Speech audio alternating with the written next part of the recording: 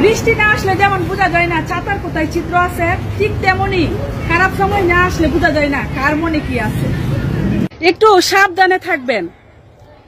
আপনাকে ডুবিয়ে দেওয়ার জন্য অনেক মানুষ আপনার পিছনে বসে আছে, যাদেরকে একদিন সাঁতারটা আপনি শিখিয়েছিলেন।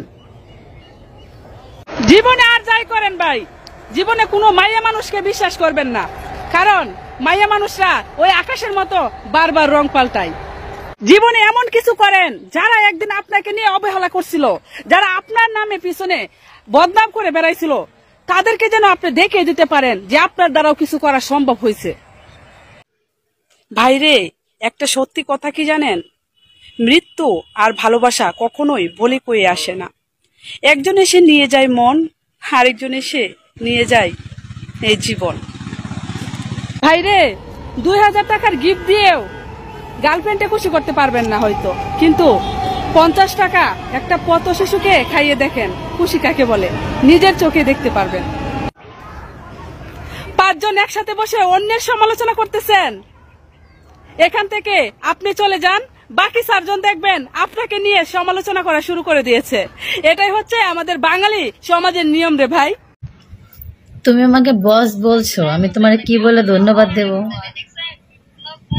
আর আমাকে বস বলছো কেন? আমার লাইভে আমি যত টিকটক ভিডিও করি না কেন, কিন্তু আমার সব থেকে বেস্ট একটা কমেন্ট, তোমার এই কমেন্ট আমার খুবই ভালো লাগছে। যদি সবাই যদি তোমার মতো এরকম কমেন্ট আমাকে করতো না, তাহলে আমি অনেক সুন্দর করে রিপ্লাই দিতাম। সত্যি বলতে আমি বেশি রিপ্লাই ভিডিও বানাই না, ওই মাঝে মাঝে দু একটা হাসির রিপ্লাই ভিডিও করি, মন চাইলে আর কি। কারণ এই রিপ্লাই ভিডিও করতে যে আমার আইডি ব্যান খাইছে অলরেডি, দুইটা আইডি ব্যান, তোমরা ভালো করে জানো। 3টা আইডি প্রায় ব্যান। তারপর তোমার এই কমেন্টটা আমার খুব ভালো লাগলো। তুমি হাজিরা দিতে আইছো না, আমি কি হাজিরা দিলে তুমি খুশি হবা বলো?